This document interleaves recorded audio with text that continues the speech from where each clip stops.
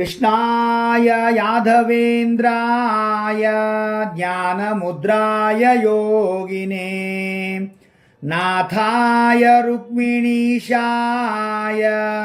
नमो ವೇದಾಂತ ವೇದಿನೇ. ಧನುರ್ಮಾಸದ ಆಚರಣೆ ಏಕೆ ಹೇಗೆ ಎಂಬುದರ ಬಗ್ಗೆ ನಾವು ತಿಳಿದುಕೊಳ್ಳೋಣ. ಧನುರ್ಮಾಸ ಇದೊಂದು ಪರ್ವಕಾಲ. ದೇವರ ದೇವತೆಗಳ ಆರಾಧನೆ ಮಾಡಲಿಕ್ಕೆ, ನಮ್ಮ ಸಾಧನೆಯನ್ನು ಮಾಡಿಕೊಳ್ಳಲಿಕ್ಕೆ ಈ ಒಂದು ತಿಂಗಳು ಬಹಳ ಯೋಗ್ಯವಾದದ್ದು.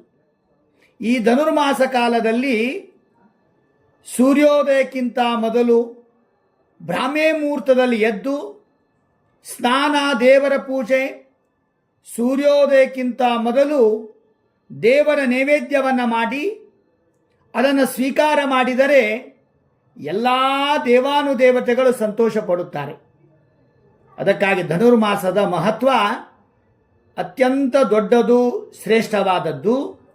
ಈ ಧನುರ್ಮಾಸ ಕಾಲದಲ್ಲಿ ಮುಂಜುವಿ ಮಾಡೋದಿಲ್ಲ, ಮದುವೆ ಮಾಡೋದಿಲ್ಲ, ಗೃಹ ಪ್ರವೇಶ ಮಾಡೋದಿಲ್ಲ, ಮಂಗಳ ಕಾರ್ಯ ಯಾವುದೂ ಮಾಡೋದಿಲ್ಲ. ಇನ್ನೇನು ಮಾಡ್ತಾರೆ? ಕೇವಲ ದೇವರ ಆರಾಧನೆಯನ್ನು ಮಾಡುವ ಮಾಸ ಇದು. ಶುಕ್ಲ ಪಕ್ಷದಲ್ಲಿ ದೇವರ ಆರಾಧನೆ ಮಾಡೋದರಿಂದ ದೇವತೆಗಳು ಸಂತೋಷ ಪಡುತ್ತಾರೆ. ಕೃಷ್ಣ ಪಕ್ಷದಲ್ಲಿ ಧನುರ್ಮಾಸ ಮಾಡಿದರೆ, ಪೂಜೆ ಮಾಡಿದರೆ ಪಿತೃದೇವತೆಗಳು ಸಂತೋಷ ಪಡುತ್ತಾರೆ. ಆದ್ದರಿಂದ ಧನುರ್ಮಾಸ ಕಾಲ ಯೋಗ್ಯವಾದದ್ದು. ಇನ್ನು ವ್ಯತಿಪಾತ ಯೋಗ ಬಂದಾಗ ಧನುರ್ಮಾಸದ ಪೂಜೆ ಮತ್ತು ಪ್ರಸಾದ ಇವುಗಳ ಆಚರಣೆಯನ್ನು ಮಾಡಿದರೆ ಬಹಳ ಫಲ ಹೇಳಿದ್ದಾರೆ. ಧನುರ್ಮಾಸದ ನಾವು ಪೂಜೆ ಮಾಡಿದರೆ ಒಂದು ವರ್ಷದ ಪೂಜಾ ಮಾಡಿದ ಫಲ ಅದು ಏಕಕಾಲಕ್ಕೆ ಸಿಗ್ತದ. ಅದಕ್ಕಾಗಿ ಧನುರ್ಮಾಸ ಪೂಜೆ ಮತ್ತು ಉಪಚಾರ, ಶಿಷ್ಟಾಚಾರ, ಆಚರಣೆ ಬಹಳ ಯೋಗ್ಯವಾದದ್ದು.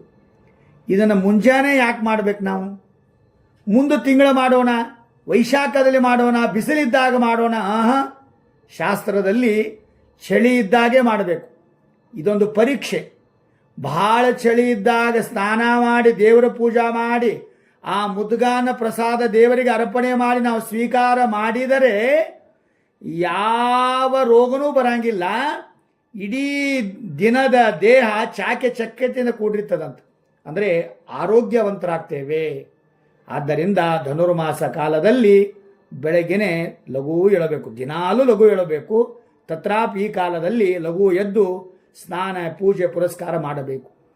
ಮತ್ತು ಧನುರ್ಮಾಸ ಕಾಲದಲ್ಲಿ ವಿಶೇಷವಾಗಿ ವಿಷ್ಣು ನಾಮಾವಳಿ ಬಹಳ ವಿಶೇಷ. ವಿಷ್ಣು ನಾಮಾವಳಿ ಹೇಳೋದರಿಂದ ದೇವರಿಗೆ ಬಹಳ ಪ್ರೀತಿ ಆಗ್ತದ್ರಿ. ಮತ್ತು ಅಷ್ಟೇ ಅಲ್ಲ, ಧನುರ್ಮಾಸ ಕಾಲದಲ್ಲಿ ತಮ್ಮ ತಮ್ಮ ಮನಿ ದೇವರ, ಇಷ್ಟ ದೇವರ ಪೂಜೆಯನ್ನು ಮಾಡಿದರೂ ಕೂಡ ಆ ಭಗವಂತ ಅನುಗ್ರಹವನ್ನು ಮಾಡ್ತಾ ಇದ್ದಾನೆ. ಇದರ ಬಗ್ಗೆ ಒಂದು ಕಥೆ ಬರ್ತದೆ. ಇಂದ್ರನ ಹೆಂಡತಿ ಶಚಿ ಅಂತ, ಇಂದ್ರಾಣಿ.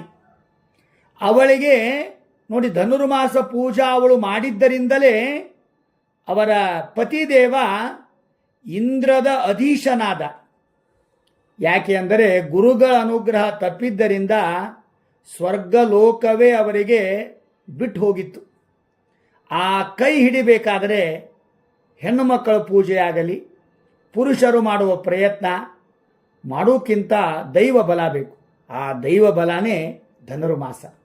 ಆ ಧನುರ್ಮಾಸ ಪೂಜೆ ಶಚೀದೇವಿ ಮಾಡಿದ್ದರಿಂದ ಪುನಃ ಸ್ವರ್ಗದ ಅಧೀಶನಾದ ಇಂದ್ರದೇವ.